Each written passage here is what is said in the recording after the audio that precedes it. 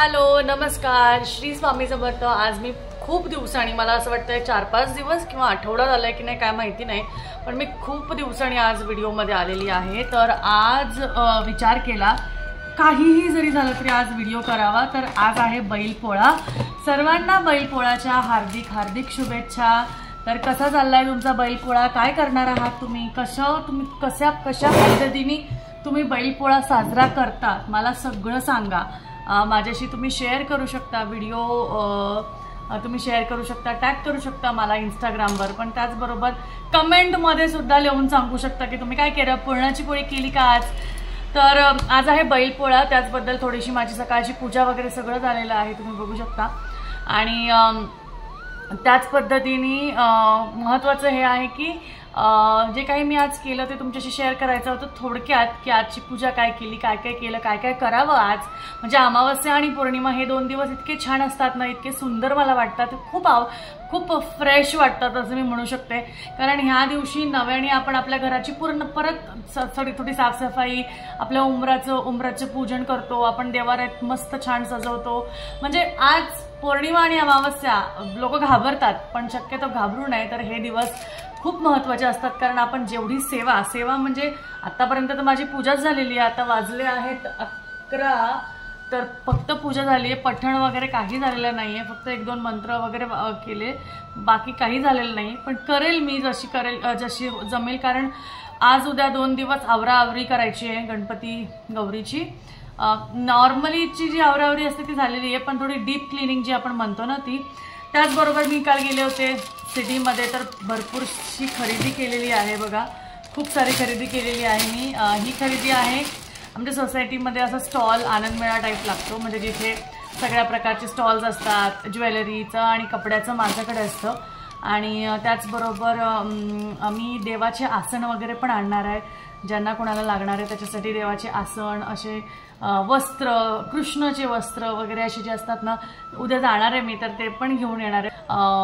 तर ते पण घेऊन येणार आहे। तर अशाच बऱ्याचशा गोष्टी लेडीजला आवडणाऱ्या अशा छान छान गोष्टी मी आणलेल्या आहेत। तर चला, आणि त्याचबरोबर असे काही कानातले वगैरे मला सांगा तुम्हाला बघायला आवडेल का ह्याचे व्हिडिओज।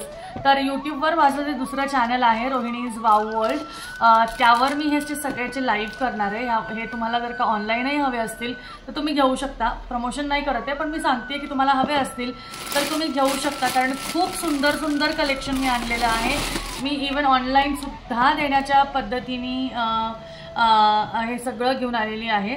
मला माझी गणपतीची जी तयारी आहे सगळी, मी माझी जी डेकोरेशनची वगैरे जी आहे सगळं मी घेऊन आलेली आहे। तर हे मी खूप सारा माल मागवलेला आहे, तर तुम्हाला सुद्धा जर का घ्यायचं असेल तर तुम्ही नक्कीच मला सांगू शकता, मी तुम्हाला घरपोच देईल। तर चला, बाकीच्या ह्या गोष्टी गप्पा गोष्टी तर काय होत राहतील, बघूया मी काय काय केलं सकाळपासून, काय काय नाही, बाकीचे गप्पा नंतर मारूया। तर सगळ्यात पहिले सुरुवात झाली दाराच्या बाहेर रांगोळी काढणं, उंबरठ्याची पूजा करणं। हे सगळं खूप महत्त्वाचं असतं, कारण दिवसाची सुरुवात जर का ह्याने केली ना, आपल्या घरातलं दार जर का सुसज्ज केलं ना, तर ते खूप सुंदर वाटतं, छान वाटतं। तर शक्यतो सहसा 7:30 वाजेपर्यंत माझी दारातली रांगोळी आणि दिवा वगैरे लावून उंबऱ्याची पूजा करून वगैरे सगळं झालं होतं। आणि तरी पण उशीरच झाला, कारण 7-7:45 पर्यंत तो मुलगा शाळेत जातो, तर त्या हिशोबाने मला ते करणं भाग होतं। आणि त्यानंतर मग देवपूजा। तर आज आहे गुरुवार म्हणजे स्वामींचा वार, आणि त्याचबरोबर आपल्या दत्तगुरूंचा वार, आपल्या गुरूंचा वार। त्याचमुळे आज मस्त छान पिवळ्या वस्त्रांनी, छान पिवळा गुलाबी लाल रंगाने मी छान देवारा सुसज्ज केला होता। नवीन वस्त्र आणले होते मी मागच्या आठवड्यात, जेव्हा मी गेले होते तेव्हा स्वामींसाठी खूप सुंदर वस्त्र मी आणले होते। तर ते वस्त्र, त्याचबरोबर बैलपोळा आहे त्यामुळे बैलांची पूजा केली। दत्तगुरूंचा फोटो आहे, तिथेच खाली एक स्टँड केलेला आहे, तर तिथे बैलांची पूजा केली, व्यवस्थित सगळ्या गोष्टी तिथे मांडल्या, नैवेद्य वगैरे केलं, आणि आता काहीतरी गोड करणार आहे, आणि तसंच आपला हा बैलपोळा साजरा करणार आहे। तर अशा पद्धतीने माझी सगळी जी आहे ती पूजा झाली आहे, बाकी काही वेगळं विशेष केलं नाही।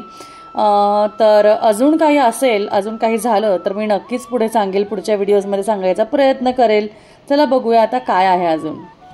पद्धतीने पूजा वगैरे सगळं झालं आणि आता मी वाट बघते माझ्या मेड्स लोकांची, कारण त्या आल्या माझ्याबरोबर जोडीला, तर मला कसं सगळं आवरायला व्यवस्थित बरोबर होईल.